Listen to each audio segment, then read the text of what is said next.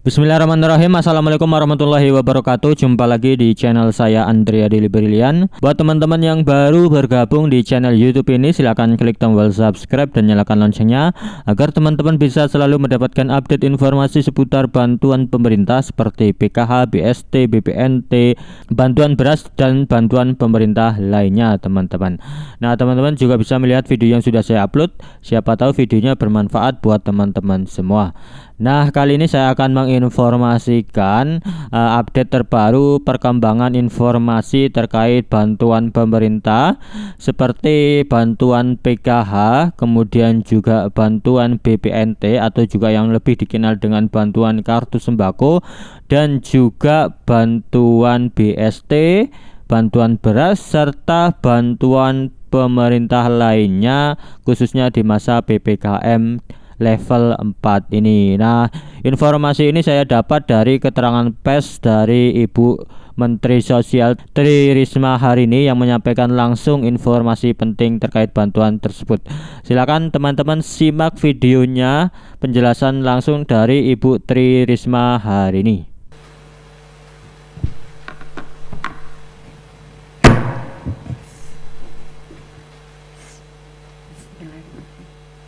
Assalamualaikum warahmatullahi wabarakatuh.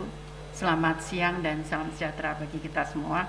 Yang saya hormati Pak Mendagri, Pak Menteri Kesehatan, dan rekan-rekan media, kami ingin menyampaikan bahwa dalam rangka PPKM, maka pemerintah memberikan kelebihan atau bantalan, kalau istilahnya Bu Sri Mulyani, yang lebih besar dibandingkan kondisi normal.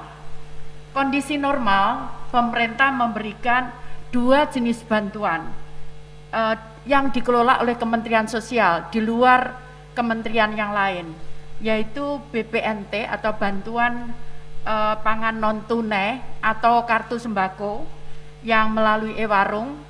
Nah, dan PKH, program Keluarga Harapan, itu dalam kondisi normal.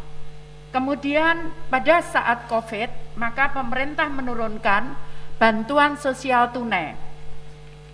Kalau BPNT atau kartu sembako itu nominalnya per kepala keluarga itu Rp200.000. Kemudian untuk PKH itu tergantung. Karena itu meskipun PKH jumlah keluarga penerimanya itu 10 juta, namun impact daripada penerima bantuan, karena satu keluarga bisa 2-3 orang yang menerima bantuan. Kalau mereka punya anak SD, SMP, SMA, maka mereka bisa menerima 5 jenis atau 4 jenis bantuan tergantung keluarganya, sehingga total sebetulnya yang dibantu oleh pemerintah itu dari PKH 33 juta sekian. Jadi bukan hanya 10 juta keluarga penerima, karena itu menyangkut jiwa.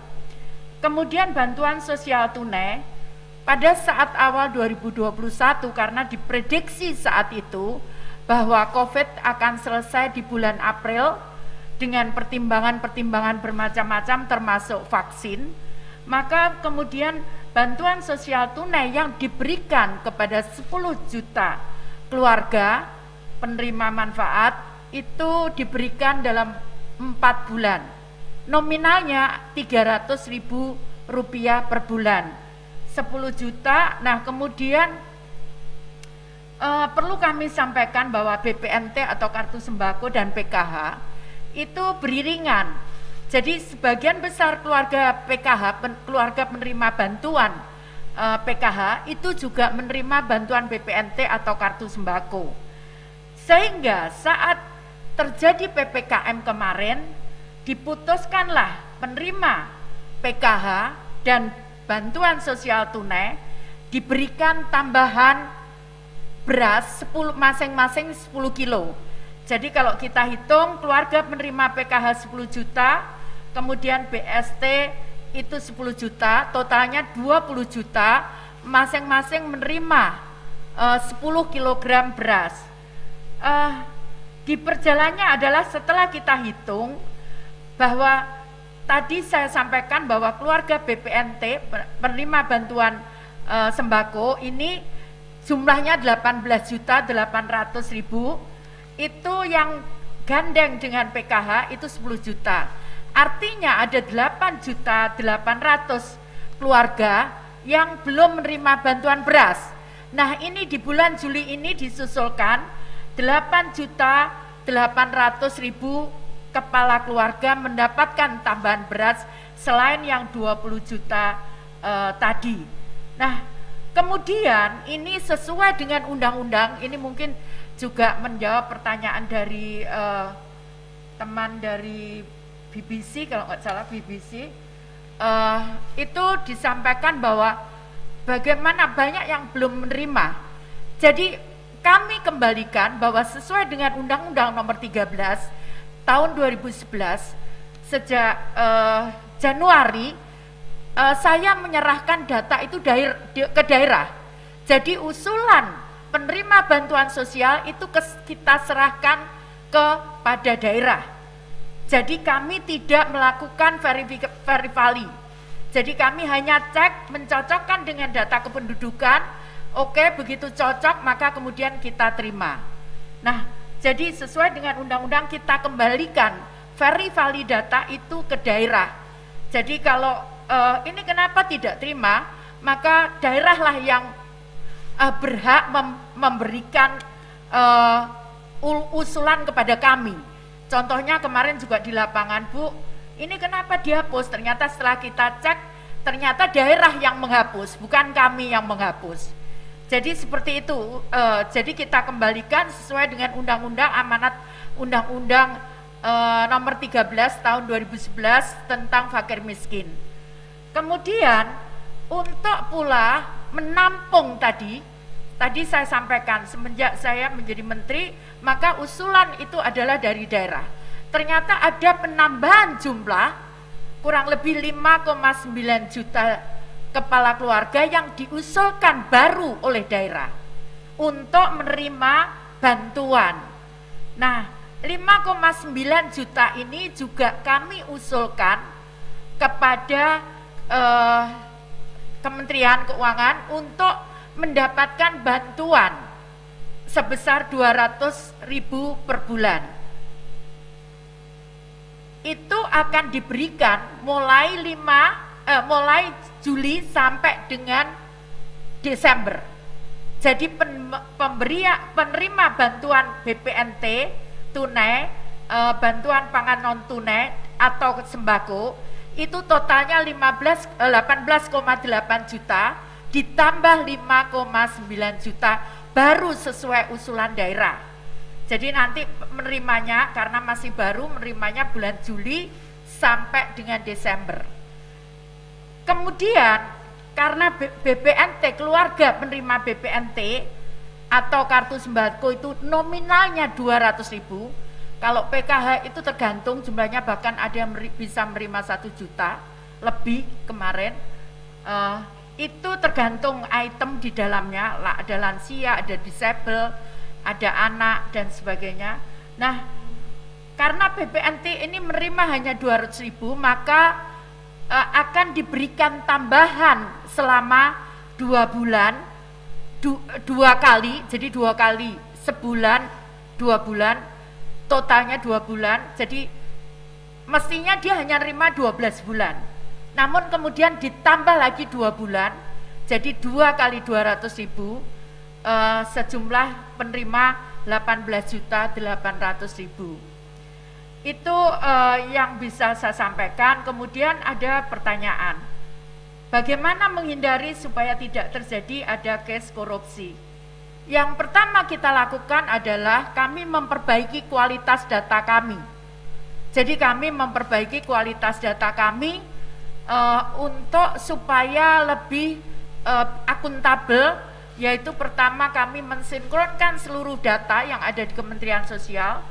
Nah, kemudian kita memadankan dengan data kependudukan, sehingga sempat kemarin saya sampaikan kita menidurkan 21 juta data karena ada ganda dan sebagainya. Pertama yang kita lakukan itu.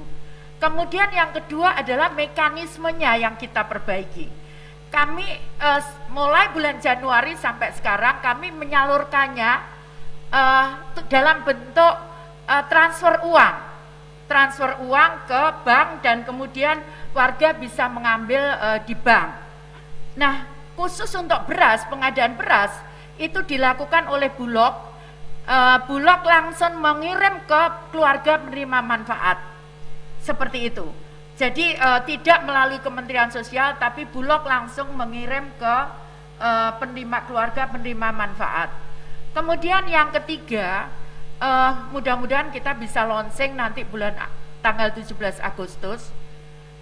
Kita akan mungkin teman-teman media menanyakan yang kasus kemarin bagaimana kita bisa memperbaiki. Kita sudah siapkan software, kami dibantu oleh BI dan juga dalam pengawasan OJK, dibantu dengan teman-teman muda yang bekerja di sektor fintech dan e-commerce untuk menggunakan aplikasi. Jadi nanti belanja bisa di mana saja, bukan di e-warung saja, tapi bisa di mana saja menggunakan fitur itu. Nah, bagaimana dengan kondisi yang di tempat-tempat yang lain? Nanti kita akan sesuaikan karena kami mempunyai pula bagaimana bisa mengakomodir meskipun handphonenya nanti masih jadul, sehingga nanti seperti pilih nomor 1 dan sebagainya. Nah, ini juga bisa memberikan dampak. Kita akan cut, jadi sesuai dengan perintah Bapak Presiden bahwa tidak ada lagi belanja untuk rokok, tidak ada lagi belanja untuk minuman keras. Maka dengan fitur itu maka kami akan bisa membatasi, tidak ada lagi belanja karena nggak bisa keluar uang bayarannya kalau itu digunakan untuk beli minuman keras ataupun beli rokok. Jadi seperti itu fitur yang akan kita buat. Seperti itu kira-kira. Jadi kemudian yang berikutnya pertanyaannya adalah,